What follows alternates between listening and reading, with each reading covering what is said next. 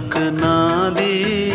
பாசம் வைத்ததாலே நீ பயிரை காத்த வேலி பயிரை காத்த போதும் வீண் பழியை சுமந்த நீதி சாமி வந்து கேட்டிடுமா வீண் பழியை தீர்த்திடுமா விண்ணுக்கும் மண்ணுக்கும் சம்பந்தம் உண்டுன்னு சொன்னது யாரு அது மன்னவன் பேரு அந்த வானத்தை போல மனம் படைச்ச மன்னவனே